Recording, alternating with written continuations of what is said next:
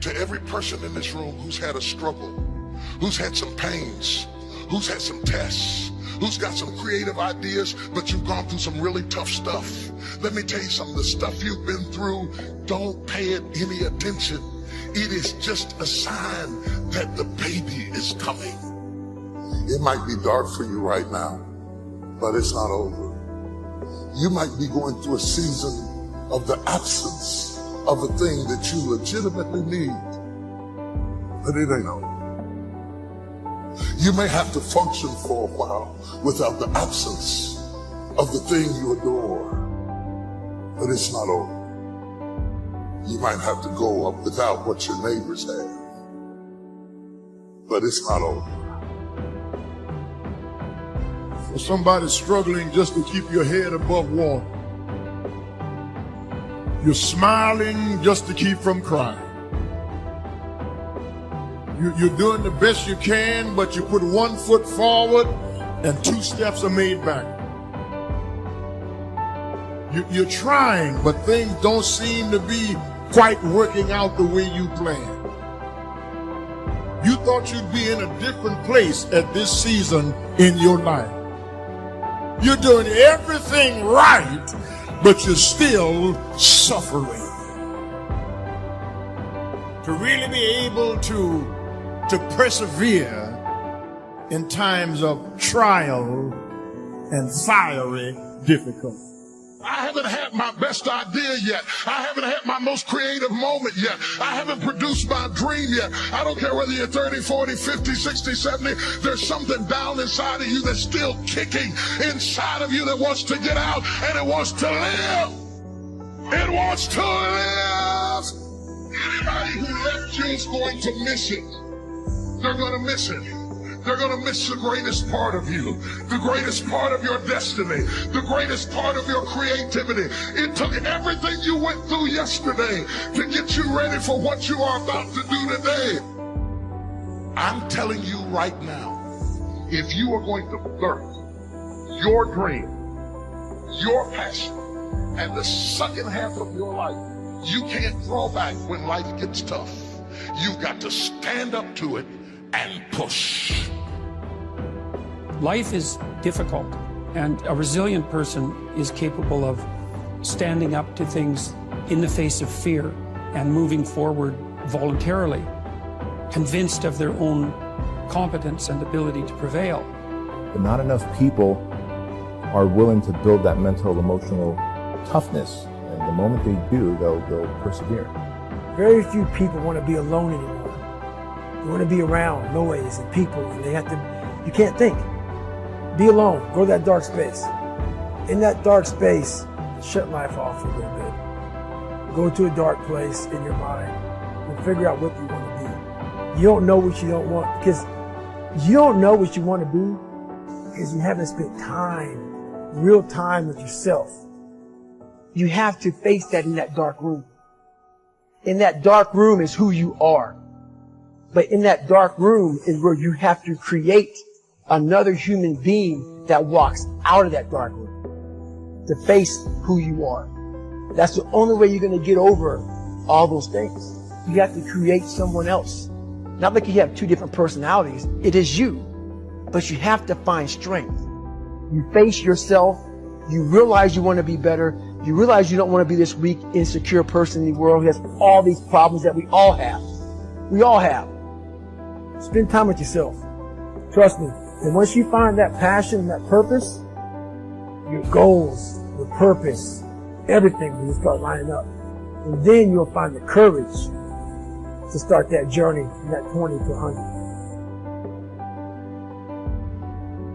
When trials and difficulties come, when your health starts to fail, when your children break your heart, when persecution comes just because you're trying to do the right thing, when difficulties, tough times, hard days, long nights, it is then that your faith kicks in to let you know that he's a very present help. There's something that you could do that you could think in your life that would radically change your life. Somebody could take the hand you've been dealt and win with it. Same circumstances, same ideas. They would do it through what they thought about your life. But we don't need somebody, because we got you. Tie it to something that's real. Like whatever that driving force is, tie it to something that's real, whether that be family, whether that be the life that you aspire to have, and be loyal. Be loyal to what you say you're going to do. Everybody will tell you what they're going to do when things go right, but nobody addresses what they're going to do when things go wrong. And we both know, in the words of Martin Luther King, right? Character, right, is built in times of challenge and controversy. And so when you encounter the challenge and the controversy, I would say be grateful for it. Things don't happen to us, they happen for us. Hidden blessings, right? All it is, all the tragedy and opposition and adversity, it's a hidden blessing that you don't know is a blessing yet. So consider it a blessing. Grace, right? Consider it a blessing before you consider it a blessing, and watch the perspective that you acquire about the situation. And when you acquire the right perspective about the situation, don't look at it and say, why me? Look at it and say, why not you? And just get up and put one foot in front of the other and use your situation to add value to the world. The quicker you shift your perspective to add value to the world, the quicker you'll get to your situation and your circumstance. Learn how to handle the winters. Just the winters of the calendar in the last 12 years, how many winters? About 12. But it's not just the winters of the calendar, it's not just the winters of the seasons. There's all kinds of winters. The winter when you have all kinds of hecklers on a telephone call. The winter when you can't figure it out. The winter when it all goes wrong. Right? The winter when you get that first half dozen refunds. The winters of your life. Social winters. Political winters that we're going through around the world. The economic winters that a lot of people are experiencing these days. Personal winters when your heart is smashed in 1,000 pieces and the nights are unusually long. It is simply called winter time. But here's what you got to do in your own personal development, your own personal growth, and that is just get better at handling the winters. You can't change the winter, you can't change the seasons, but you can change yourself. You say, well, what can I do about the upcoming winters of my life, the challenges that I know I'm going to face? Here's what you can do. You can get wiser and stronger and better. Wiser, stronger, and better. Go home smarter than you came. Go home with more ideas than you came with. Next, get stronger. You can develop the muscle. You can develop the courage muscle. You can develop the inspiration muscle. You can develop the dedication muscle. You can get stronger. There isn't anybody here that can't get stronger. Next time we see you, may not even recognize you. How strong you're going to be able to become in language, in style, in personality, the ability to cope, the ability to handle with anything that happens, no matter what happens. And the third one is get better. We can all get better. I've gotten better. First talk I gave, I stood up, my mind sat back down. But here's the secret to my success. I stood up and did it again. I stood up and I did it again. And I did it again and I did it again all those many years ago. I did it when I was scared, and I did it when I didn't want to, and I did it when I was ill. And I did it when it didn't work well, and I did it when they didn't appreciate it. I just did it anyway. And now all these years later, I got better. I got better day by day and week by week and month by month. And I'm asking you to do the same thing until you can develop a long arm and a long reach. Until you can develop influence that won't quit. Touch people next year you couldn't touch this year. Touch people now you couldn't touch before. Conduct a meeting now you couldn't conduct before. Heart and soul now mixed in there that wasn't there, missing before. I'm asking all of you to get better in spite of the winters, in spite of the downturn. The money downturn, the social downturn, the personal downturn, whatever it is. Just get stronger. Get better. We've all got those personal winters. We know what those are like. Barbra Streisand sings, it used to be so natural to talk about forever, but used to be's don't count anymore. They just lay on the floor till we sweep them away. You don't sing me love songs, you don't say you need me, and you don't bring me flowers anymore. A winter song. But hey, we're acquainted with all those personal winters and all the rest of it. The key is not to wish for a better winter. The key is to wish for more strength, more wisdom, more courage, get better, get wiser, get stronger. The minute you were born, you got involved in the war between good and evil, between darkness and light, between negative and positive. between evil and good, between tyranny and democracy, between weeds and human activity. I mean, the war is on. If democracy sleeps, guess who never sleeps? Tyranny. In the absence of light, guess what's automatic? Darkness.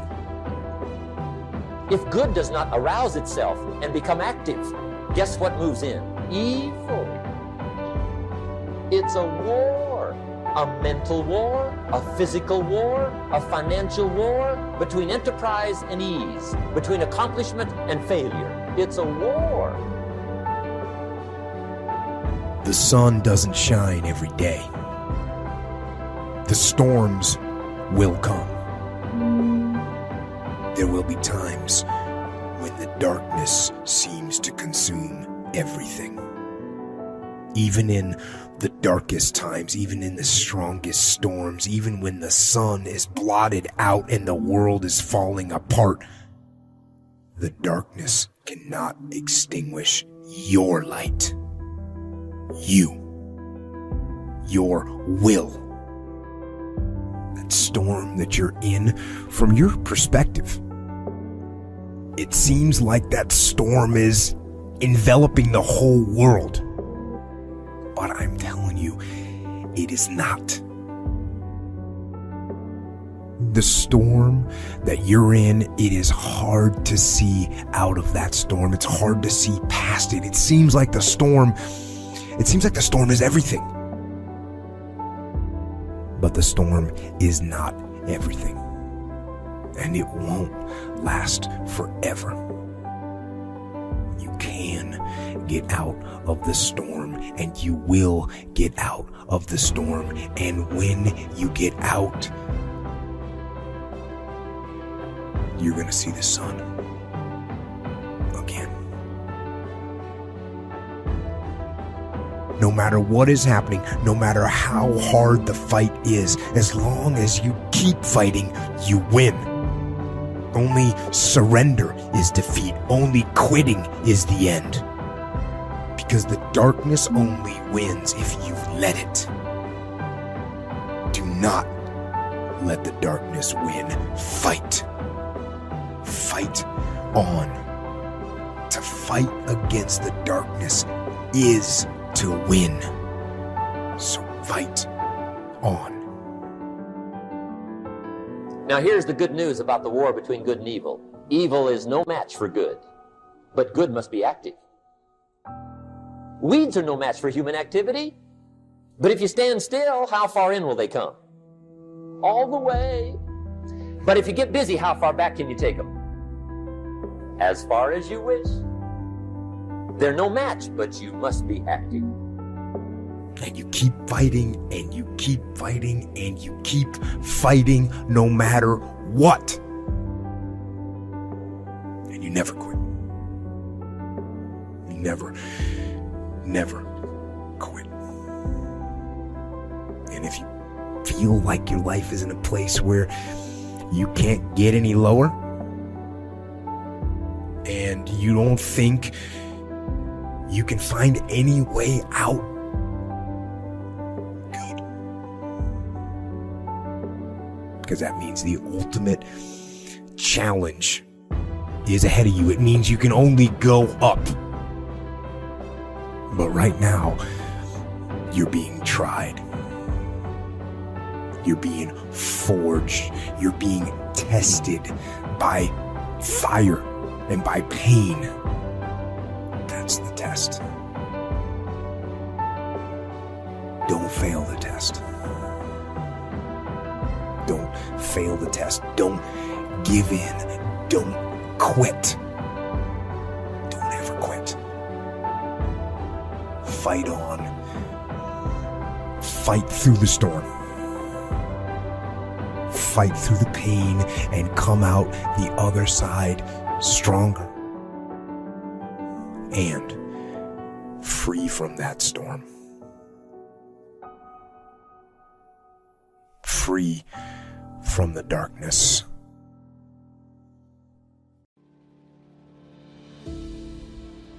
I found that nothing in life is worthwhile unless you take risks.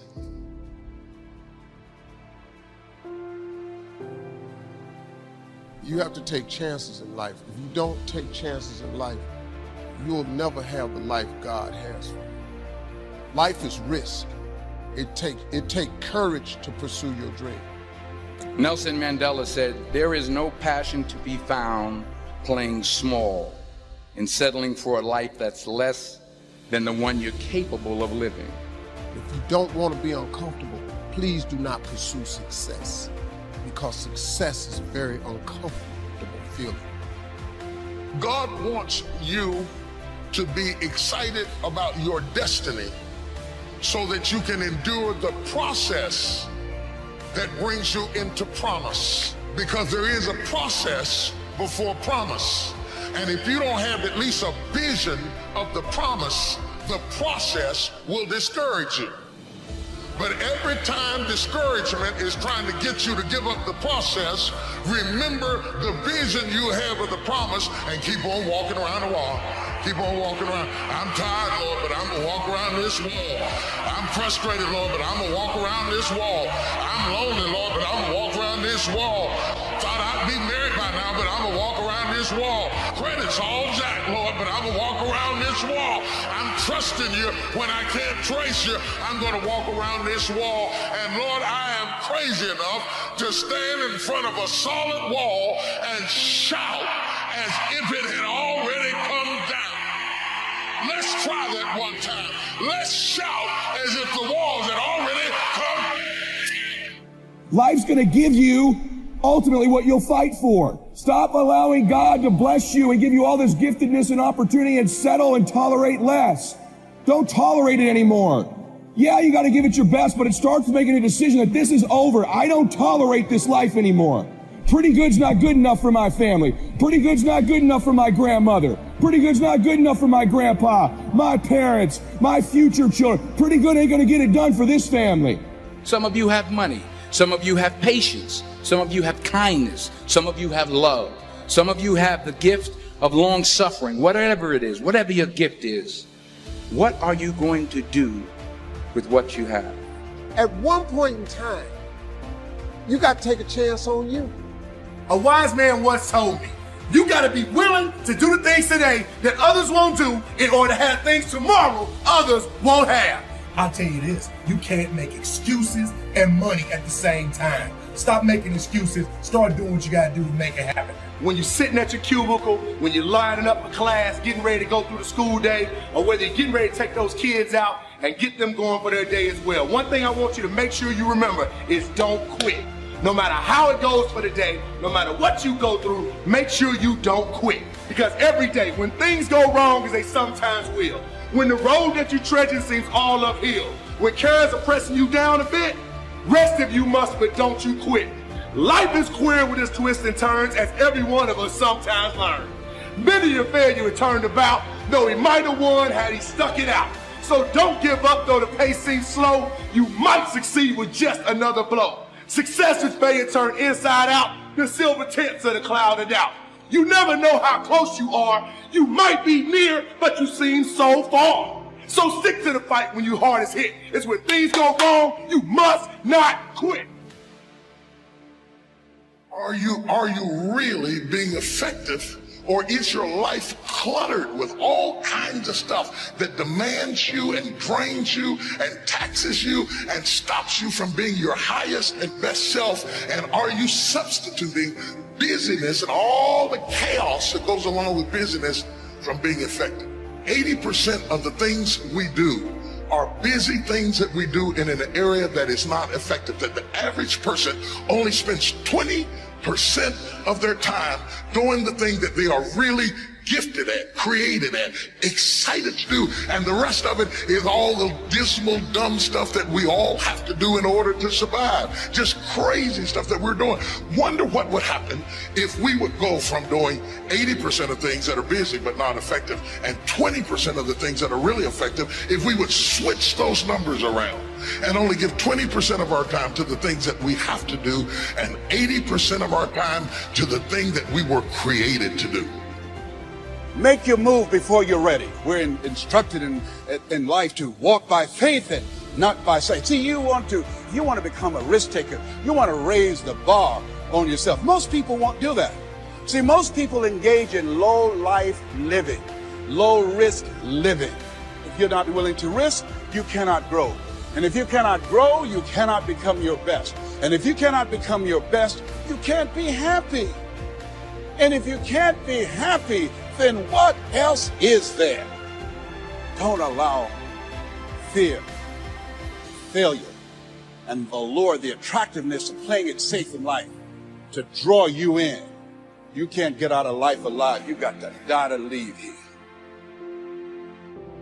You were meant to be creative. It takes time to be creative. We do everything except the most important thing is to value our time. If you had time, you would be creative. But in the absence of time and with busyness and clutter and the phone ring, beep, beep, beep. You all got music playing on your phone, all kinds of stuff. And no matter what kind of song you put on it, after a while you hate to hear it, because every time you hear that sound, you know it's somebody else wanting something else from you that's taking you away from what you are gifted and creative to do. Risk used to drive me right up the wall. I used to say, what if this happens? It's called the language of the poor. And I'll tell you what changed my whole life when I finally discovered it's all risky. The minute you were born, it got risky. If you think trying is risky, wait till they hand you the bill for not trying. If you think investing is risky, wait till you get the tab for not investing. See, it's all risky. Getting married is risky. Having children is risky. Investing your money is risky. It's all risky. I'll tell you how risky life is. You're not going to get out alive. The Englishman says, well, if that's the way it's going to work out, let's give it a go. Right, that's what it's for. Give it a go. Better to live 30 years full of adventure than 100 years safe in the corner. If you're going to be a risk taker, this is so important that you get, I don't care how old you are or how young you are, catch this right now. If you're going to be a risk taker, learn right now how to fail forward. It's just simple. I can't tell you how many people I meet and I encounter who live life with this fear of failure. You know what I've learned? I've learned that failing's not that bad. In fact, I've discovered that if I'm not failing, I'm probably not succeeding. Because as I look back at my life, every bit of success, any victory I've ever seen is always laid upon mounds and mounds of failures before it. But if you don't ever put yourself out there to fail, then you're never actually going to get out there to succeed. Life, man, it's about failure at times. And we have to become okay with failing and getting back up. When I fall down, I'm not going to let it push me back. I'm going to let it push me forward. I'm just one step closer to the promise that God has for my life. Don't let your past affect your present. Wash your past off of you so that it doesn't pollute your present. You'd be surprised at the people who have ruined where they are with where they came from. And you're not ready for what God is about to give you now because you're still polluted with what you went through then.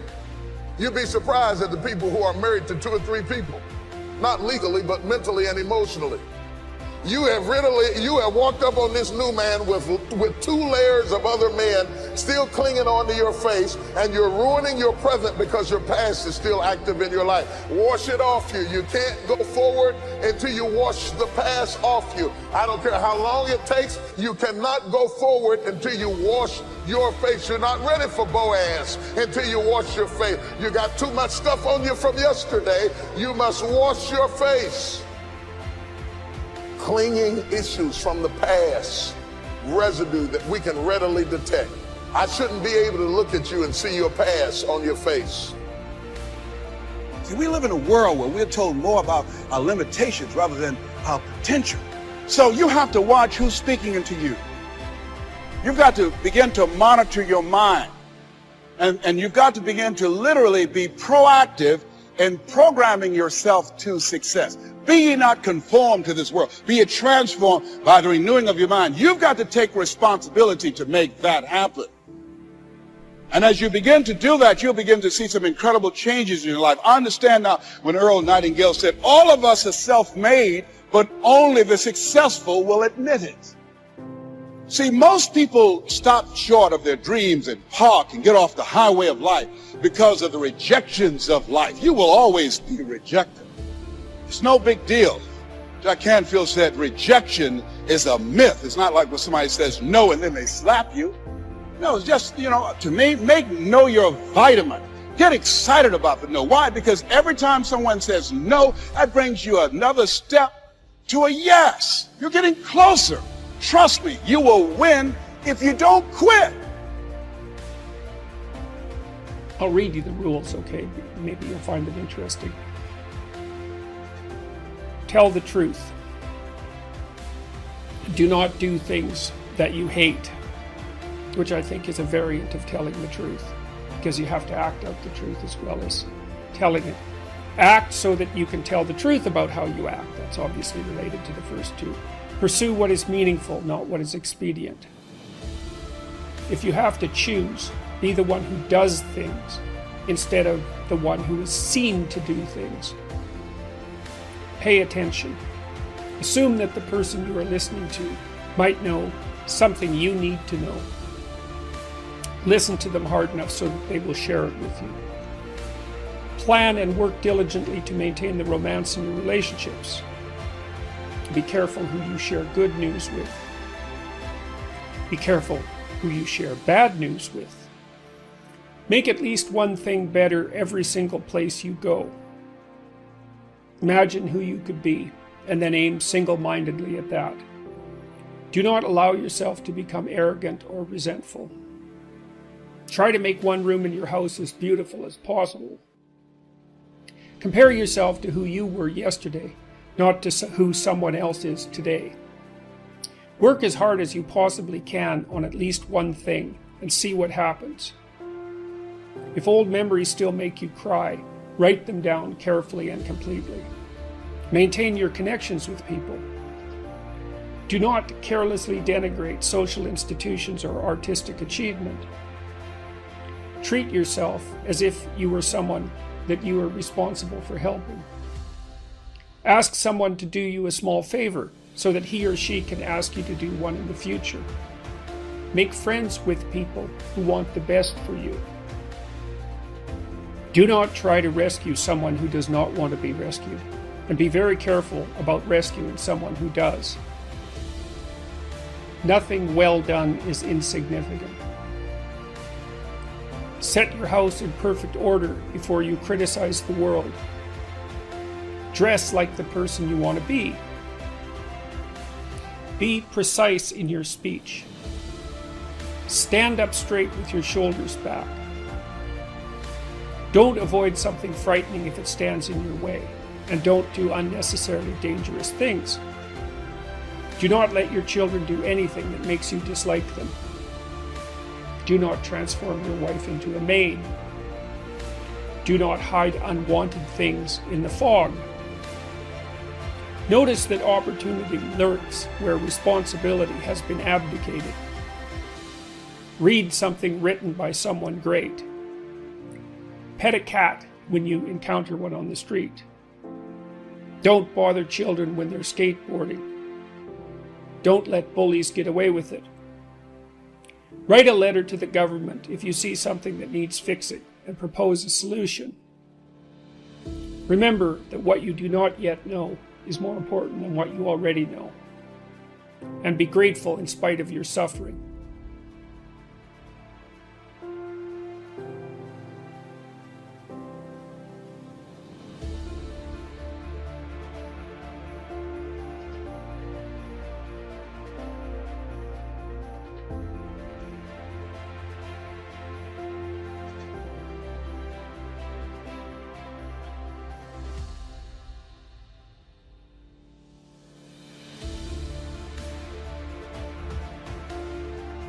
Excellence shows itself. Be excellent. Let excellence be your brand. Everybody talks about building a brand.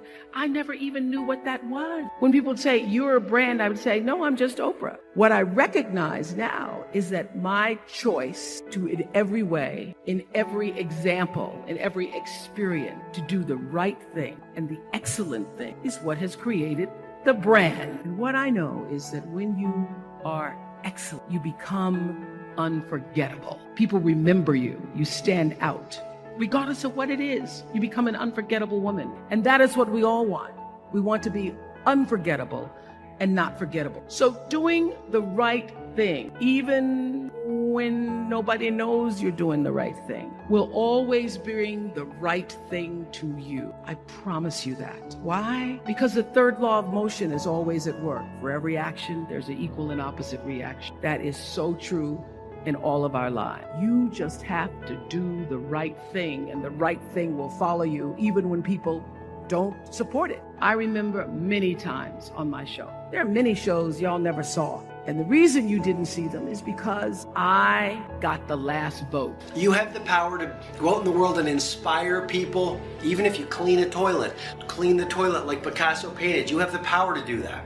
You have the power to use your work as a chance to birth creativity into your world and to uplift other people. You have the power to do your part to change the world.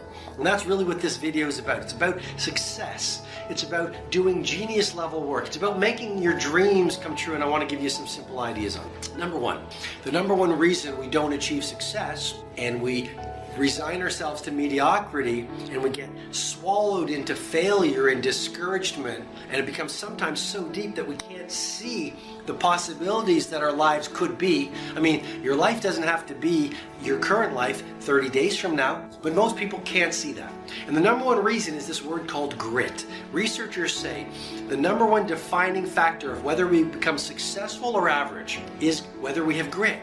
Grit is the ability to stay true to your vision and not dilute it when you get laughed at. Grit is the ability to try an innovation, experience failure, and to say, I'm going to continue, and I'm actually going to learn and use that experience to get me closer on my path to the mountaintop. I mean, what the ordinary person sees as failure, the master simply sees as part of the process of refining your craft. So, number one, you've got to have grit. You've got to literally, when you get knocked down, force yourself to get back up, because then you start to develop a new brain. Yes, you develop a new neural pathway. Yes, you develop new muscle memory. And yes, you develop confidence. Remember that every time you get knocked down, it's an opportunity for you to develop more confidence, develop more experience, develop more inner power. Okay? Every time you do something that you didn't feel like doing, like getting back up after you failed, or staying true to yourself after you've been laughed at or told it can't be done, literally, you become more powerful. You would have every kind of pleasure you could conceive. And after several nights of 75 years of total pleasure each, you would say, well, that was pretty great. But now let's have a surprise. Let's have a dream which isn't under control. Well, something is going to happen to me that I don't know what it's going to be. And you would dig that and come out of that and say, wow, that was a close shave, wasn't it? And then you would get more and more adventurous, and you would make further and further out gambles as to what you would dream. And finally, you would dream where you are now. You would dream the dream of living the life that you are actually living today. That would be within the infinite multiplicity of choices you would have, of playing that you weren't God. Because the whole nature of the Godhead, according to this idea, is to play that he's not. The first thing he says to himself is, man, get lost, because he gives himself away. The nature of love is self-abandonment, not clinging to oneself. Throwing yourself out, as in, for example, in basketball, you're always getting rid of the ball. You say to the other fellow, have a ball, see?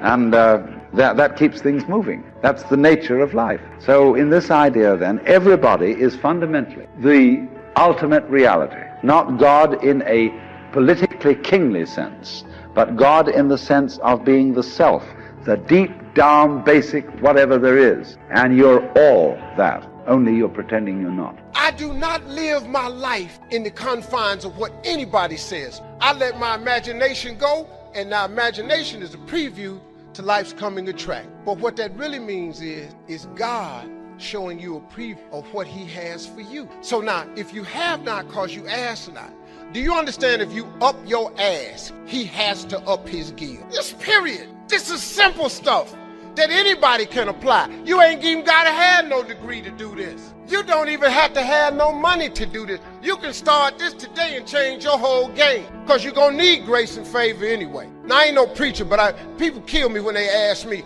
I'm talking to a group of white reporters the other day. They kept asking me, how did I make it? I kept talking about grace and favor, and they kept asking me, who's your agent? I don't know, who? Y'all, why you skipping over what I'm trying to tell you? You need the dream, the faith, and then he put his grace and favor on top of it, you gone. But you gotta ask for something. If you up your ass, he got to up his gill. Period. You have not cause you ask not. Quit asking God for little bitty stuff. Lord Jesus, help me make my rent. Don't he always? All y'all got somewhere to stay. How about this? Why you keep asking for rent? Why don't you ask for a mortgage? If he gonna give you the money for a place to stay, what difference do it make to God? But if you keep saying rent, ain't he fair? He keep giving you rent. If you ask for a mortgage, he'll give you a mortgage. But you have not cause you ask not. Lord Jesus, help me fix my car so I can make it to work. Why do you keep praying? Talking about past and future and excessive emphasis on past and future in your life. Yes, of course you need to have, there's nothing wrong with having a certain intention of what you want to achieve. Take steps towards it. It's part of living here in this dimension. You can't just say, I'm never going to plan anything anymore. Just take life as it comes. Well, some people try to do that, but they're not that happy either after a while. So then your life will get very diffused. And so to have an intention, to make a plan, perfectly fine. What, either a short-term plan, like I'm going to meet you tomorrow at 4 o'clock. How would you ever meet anybody if we didn't have time? And future on a practical level, of course it's needed. The question is whether future takes over your mind. Being able to use it for practical purposes is of course great, but I call that clock time is fine, but psychological time is when the future takes over your mind and your entire thought patterns are geared only towards future, and you treat the present moment as either just a means to an end because it enables you to get to the next one. You're always reaching out, so to speak, internally to the next, yet never quite here, always looking for some fulfillment there, so you can never embrace the fullness of now, or you make the now into even an enemy. Some people are always unhappy. Perhaps we all know one or two people like that. 3. Who are, wherever they are, they're complaining. It's never quite right. Wherever they are or whoever they are with, after a little while, they're very uncomfortable again. It should be somewhere else. You know the bumper sticker that you see in some cars, in the various versions of it, says, I'd rather be golfing. And then another one says, I'd rather be fishing. I'd rather be this, I'd rather be there. When I visited the spiritual teacher, Ram Dass, who lives in Hawaii, he has a bumper sticker on, Ram Dass was the person who in the 70s wrote the book Be Here Now. Anyway, he has a bumper sticker on his car that says, I'd rather be here now. What it is to be successful. Success doesn't take vacation. Ask yourself this: how many champions have you seen in your lifetime? Or do you know any champions? Perhaps maybe you were a champion at one time in your life, but you took a vacation. See, the thing about champions is that there are very few of them, but there are many more people that do not understand the significance of what it means to apply significant hard work, and to be able to get the hard work in and being able to persevere in their lives.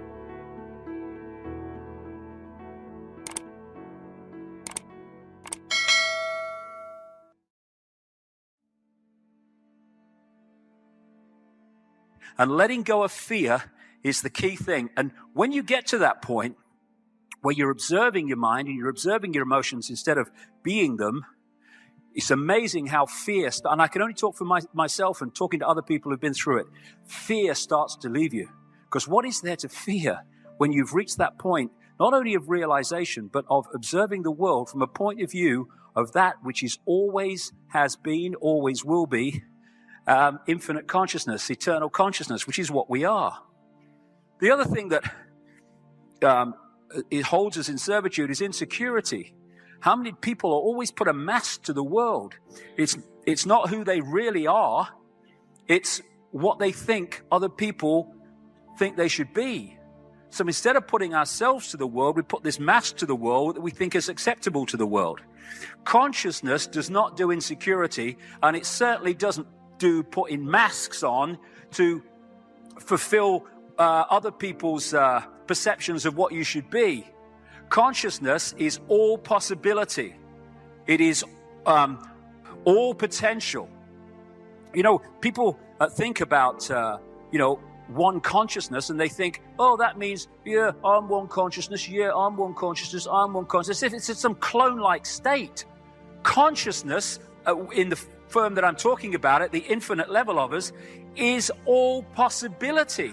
Therefore, when we celebrate our uniqueness and celebrate our diversity and celebrate the diversity and uniqueness of each other, we are celebrating the fact that we are infinite consciousness, because we're celebrating all possibility. What happens is when we get caught in mind, that's when you get the clone. Yeah, our mind, yes, our mind. All the bloody clones line up, all look the same and all the rest of it, and speak the same and think the same. That's mind. So, celebrating uniqueness and being conscious are the same things. And that's why if you look, the more mind has taken over, the more this earth has become more and more uniform. And as we become more and more conscious, we will be celebrating diversity, and diversity will start to return in the way we live our lives. The key thing to breaking the spell is breaking out of belief systems. It's a good question. What would consciousness do? How would consciousness see this? Well, like I said earlier, consciousness doesn't do religion, because religion is a mind phenomenon that sees everything in terms of apartness and rules and regulations and all the rest of it. Consciousness doesn't do that. So religion's out. If we are going to be conscious, then religion's gone. Politics, well, consciousness vote? I mean, what's going on? Consciousness doesn't do belief systems like politics, so that's gone, that belief system. Race, it doesn't do race. You know, the human form is just a vehicle for consciousness to experience this reality. It doesn't do my genetic spacesuit is better than yours, and because yours is of different color or comes from a different background, I'm better than you, and I'm the master race, or I'm the chosen race, and all the rest of it. Consciousness doesn't do that. Mind does that. When we think in those terms, we're in mind, not consciousness. And self-identity. If we have a self-identity that says, I am my body, and I am my name, and that is me, that is who I am, we're in mind. When we say my name and my body and my life is my experience, the experience of my consciousness, then we're recognizing who we really are, which is consciousness having an experience. Yep. Why do you think these people see the media as being so important? You know, the reality is quite different. You know, the media isn't really important. It's how we use it. It's how we view it. You know, the reality is that we, as a society, in this hypnotized and almost catatonic and comatose state, we have given our free will for everything that's going on. We've given our free will consent to the state the planet is in today. Most people in modern societies, I mean, you know, we saturate our minds with all sorts of unhealthy things that are not good for us. I mean, things that are served up for us on television. And people are quite addicted to their televisions. Most people spend their time consuming violence, pornography, greed, selfishness, hatred, you know, incessant bad news and fear and terror. I mean, when was the last time a lot of people out there just stopped and thought about something really, really beautiful and really pure? You know, something wonderful that really warms your heart and puts that energy into the field. You know, when was the last time you stopped and did that? The planet is the way it is because of our collective thoughts about the planet. And those people out there who don't affect positive change, they are complicit in their inaction.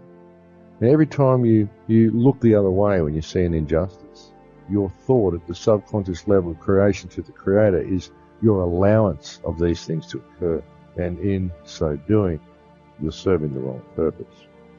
Those who think violent thoughts against those whom they perceive to be the rulers of this world, be careful what you wish for, folks, because all thoughts and words are creative. And there was a statement I read somewhere, I'm not sure who it was by, that said, in order to choose the positive path, at least 51% of our thoughts and actions must be dedicated to the service of others. But for the negative path, at least 95% of our thoughts and actions must be directed towards self-service. And between those 2 points lies the sinkhole of indifference. And it's truly a sinkhole, folks. Indifference is the vein of consciousness. To lead you down a path of repetition that becomes ever more negative. You know, it's the will to serve self, and it becomes ever more negative and polarized. Because negativity is necessary, folks. It's very important, for without negativity, there can be no positivity. And without the negative, there can't be the positive. It's all about free will and freedom of choice, my friends. And if negativity did not exist, there would be no choice, because there would be nothing for us to choose between. It's all about service to self or service to others. That's the whole thing about this life, service to self or service to others. Do the right thing in all that you do, or do what is right for you personally. That's the choice, folks. And it's a pretty easy choice to make once you begin to understand this sort of thing. I choose service to others. And I don't try to wake up people to the reality of these things out of fear. I don't try to wake people up to what's going on in the world because I'm worried about the future. I do it because I love you. I do it because I love you all. I truly do. I've never met a person that I didn't love, even the most negative. You know, some people will just say these are evil people. I don't see them as evil. I see them as polarized. And it's necessary for them to be that way. I mean, otherwise they wouldn't be that way. Because having these polarized energies in the world is the only way that consciousness can ascend into something more positive. So can you believe in a future that you can't see or experience with your senses yet, but you've thought about enough times in your mind that your brain is literally changed to look like the event has already happened? Neuroscience says it's absolutely possible. Now, your personality creates your personal reality. That's it. It's that simple. And your personality is made up of how you think, how you act, and how you feel. So the present personality who's sitting here today, you, has created the present personal reality called your life. Would you agree? Would you also agree then, if you wanted to create a new personal reality, that on a fundamental level you would have to change the thoughts that you are thinking, the behaviors and habits that you're demonstrating, and the emotions that you've memorized that's become part of your identity? And most people try to create a new personal reality as the same personality, and it never works. We have to become somebody else. So then, as you keep thinking the same thoughts, performing the same actions, and living by the same experiences that produce the same emotions, there's a principle in neuroscience that says nerve cells that fire together wire together.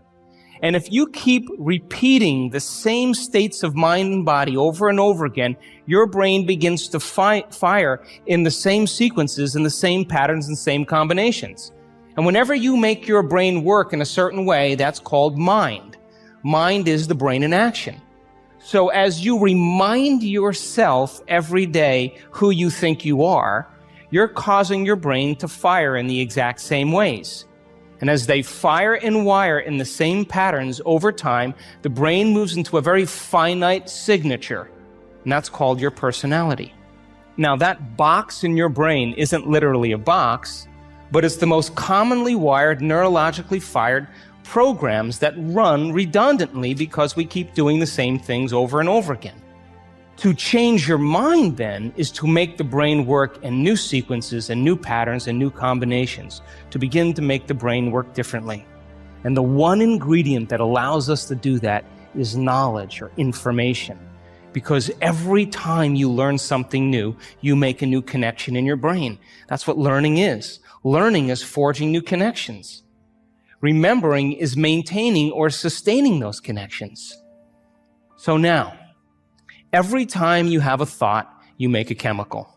And if you have a great thought, or an unlimited thought, or a joyful thought, you turn on a set of circuits in your brain that fires in a very specific sequence, pattern, and combination that produces a level of mind that turns on another part of the brain that makes a chemical for you to begin to feel exactly the way you were just thinking.